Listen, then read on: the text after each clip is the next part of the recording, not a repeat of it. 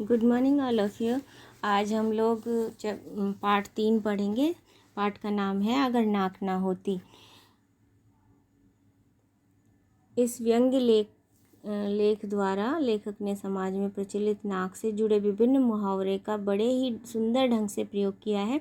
लेखक ने मानव शरीर में नाक के विशेष महत्व को देखते हुए उसकी अच्छाइयों और बुराइयों का उल्लेख करने के साथ साथ उसकी सामाजिक उपयोगिता को भी दर्शाया है। हंसी जीवन की अनिवार्य आवश्यकता है, अब्राहम लिंकन ने कहा है। कितना अच्छा होता अगर नाक न होती। नाक की चिंता में आदमी का जीना मुहाल हो गया है। नाक रखने की खातिर लोग मुकदमेबाजी में बर्बाद हो जाते हैं। कर्ज लेकर भी ब्याह शादी भात चौचक आदि में अंधाधुंध खर्च करते हैं। जन्म पर नहीं मृत्यु पर भी दावत खिलाते हैं। पड़ोसी के बच्चे को कॉन्वेंट स्कूल में जाते देख अपने बच्चों को भी मजबूर होकर उसी में दाखिला दिलाते हैं। खरीदने की औकात ना हो फिर भी महंगी किश्त देकर टीवी फ्रिज या कूलर आदि ले आते हैं, क्योंकि नाक नीची होने से डरते हैं। लोग अपनी धाक जमाने के लिए नाक ऊंची रखते हैं। नाक बची रहे इसलिए आदमी खाकी वर्दीधारियों, आयकर अधिकारियों या उनके दलालों की पत्रम पुष्पम से पूजा करते हैं।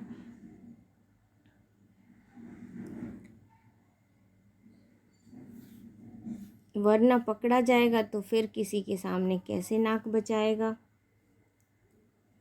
नाक के कारण आदमी को नाको चने चबाने पड़ते हैं। नाक बड़ी जल्दी कटती है और प्राय किसी हथियार के बिना ही कट जाती है। आदमी की अपनी नाक के साथ खानदान की नाक भी जुड़ी रहती है। कभी कोई ऐसी वैसी बात हो जाए, लड़का घर से रूठ कर भाग जाए या लड़की लव मैरिज कर ले या कोई झूठा मूठा इल्ज़ाम लग जाए तो अपनी ही नहीं पूरे खानदान की नाक कट जाती है। यह भी एक मनोवैज्ञानिक सत्य है कि जिसकी नाक कट जाती है यानी जो खुद नकटे होते हैं वे दूसरों को भी नकटा देखना चाहते हैं। मान न मान मैं तेरा मेहमान की तरह जुखाम आकर पसर जाता है। मान न मान मैं तेरा मेहमान की तरह जुखाम आकर पसर जाता है और नाक में दम कर देता है। नाक तब बहुत बुरी लगती है जब किसी शुभ कार्य के वक्त अनायास छींक मार देती है। वास्तव में नाक और छींक दोनों सहेलियाँ हैं, पर ज़्यादातर लोग उन्हें अकेले ही देखना पसंद करते हैं। एक तरफ लोग छींक की वजह से खींचते हैं और कुछ लोग नाक में फुलेरी डालकर या नसवार डालकर जानबूझकर छींकते हैं। जब आदमी को बुरा वक्त आता है, उसे किसी न किसी से कोई काम करवाना होता है, तब वह सारी हेगड़ी भूल जाता है और एक बार क्या 1000 बार नाक रगड़ता है। जब कोई गलती हो जाती है तब भी आदमी को अपनी नाक रगड़नी पड़ती है। जिन लोगों में बदले या ईर्ष्या की भावना होती है वे भी मौके की तलाश में रहते हैं कि कब कैसे किसी से नाक रगड़वा दें। ज़िंदगी में हंसना गाना ही नहीं रोना भी पड़ता है। हंसने की बात छोड़िए, पर रोते समय आंखों में आंसू आते हैं तो नाक भी उसका साथ निभाती है। बहते आंसुओं को पोंछना कोई बुरी बात नहीं, लेकिन नाक पोंछने से तो रोने का सारा मज़ा ही किरकिरा हो जाता है। करुण रस में भी बरबस बीभत्स रस आ टपकता है। नारी तो नाक पोंछने का काम साड़ी के पल्लू से चला सकती है, पर बेचारे पैंटधारी मर्द का क्या हाल होगा जिसे जेब में रुमाल रखने का ख्याल ही न रहा हो। गुस्सा भी बहुत से लोगों की नाक पर रखा रहता है। उनसे जरा कुछ कहा नहीं कि बिना बात नाक फुला लेते हैं। नाक में जितनी कमियां या बुराइयां हैं उतनी ही उसमें अच्छाइयां भी हैं। इसीलिए जिसकी नाक नहीं होती वे भी नाक लगाते हैं, भले ही इस बात पर कोई दूसरा नाक भौं सिकोड़ता हो तो सिकोड़ता रहे। नाक रहना बहुत ज़रूरी है। वैसे भी और चेहरे पर भी नाक चाहे सारस जैसी लंबी हो या चिलगोजे जैसी छोटी, चौथ जैसी चपटी हो अथवा पकोड़े जैसी मोटी, लेकिन होनी ज़रूर चाहिए। जिसकी नाक ना हो उसकी कोई सूरत देखना पसंद ना करेगा, बल्कि देखकर डरेगा भला। बिना छज्जे के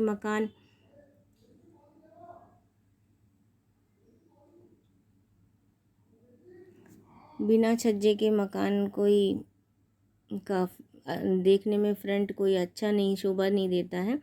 नाक और सुंदर हो तो सोने पे सुहागा। इसलिए कवियों ने नक्शिक वर्णन करते हुए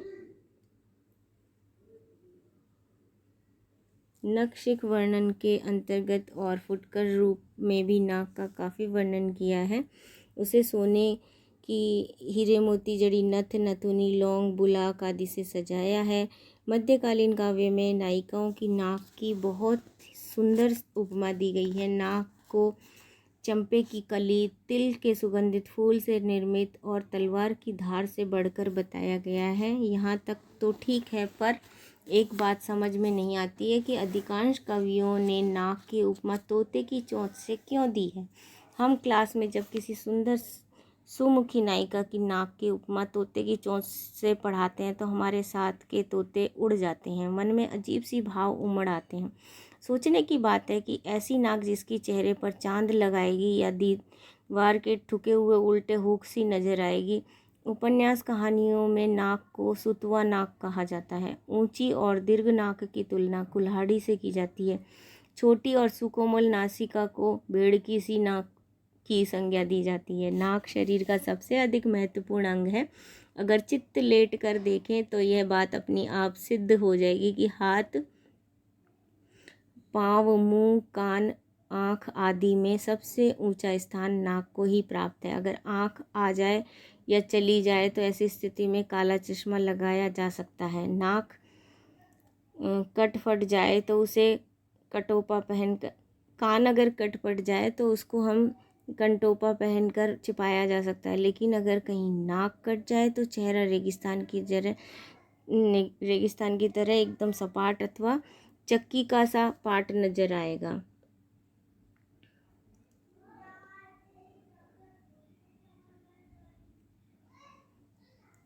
हालांकि प्लास्टिक सर्जरी द्वारा उसका इलाज हो सकता है, परंतु वह इतना महंगा पड़ेगा कि बड़े से बड़े नक्कू शाह को भी नानी याद आ जाएगी। कुछ लोग नाक पर मक्खी तक नहीं बैठने देते हैं। बहुत से ऐसे लोग भी होते हैं जब वे कुंभकर्ण की भांति सोते हैं तो उनकी नाक नक्कारे सी बजती है।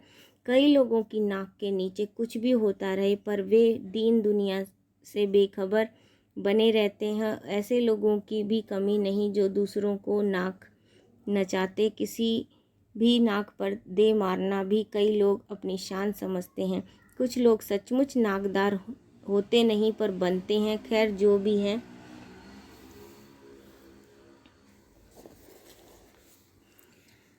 नाक रहने में ही भलाई है। नाक न होती तो खुशबू और बदबू में क्या अंतर रह जाता।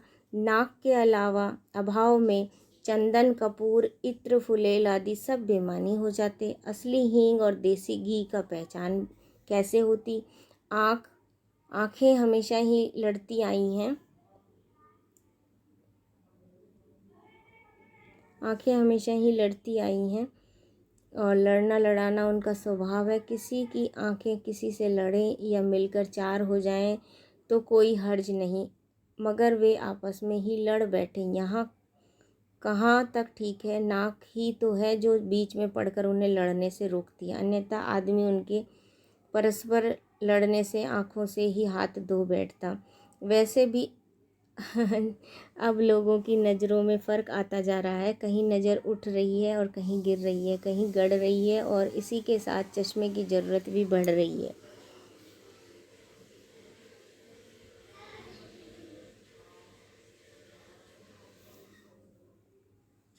चश्मे की ज़रूरत भी बढ़ रही है। चश्मा चाहे नज़र बढ़ाने का हो या नज़रें चुराने का, चाहे धूप से बचाने का हो, चाहे किसी रूप को छिपकर निहारने का। अगर नाक ना होती तो बताइए यह चश्मा कहाँ ठहरता। नाक ही तो है चश्मे का अच्छा खासा स्टैंड।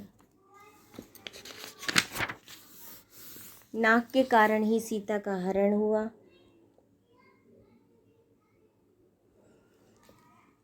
और रावण का मरण हुआ। अगर सुपर्णा की नाक न कटती तो रामायण की रचना कैसे होती। महाभारत का आधार भी द्रौपदी की नाक का ही अत्यंत खतरनाक सिद्ध हुई थी। सिर और मुंह के बीच नाक कटलेट की भांति रहती है, पर हकीकत यह है कि इसे खाने की नौबत नहीं आती। लोग जब चाहे किसी का भी सिर खा सकते हैं, दिमाग और खोपड़ी चाट सकते हैं, पर नाक के साथ ऐसा कुछ नहीं हो सकता है। अच्छे अच्छे चटोरों को भी यहाँ मुंह की खानी पड़ती है। नाक के और भी बहुत से फायदे हैं। उच्छ्वास और निश्वास का कार्य मुंह से किया जा सकता है, पर प्राणों का आधार श्वास है और श्वास लेने का साधन नाक ही है। नाक की गड़बड़ी से आदमी नकियाने लगता है और वह नकसुरा कहलाता है। नाक हीटर का काम भी करती है।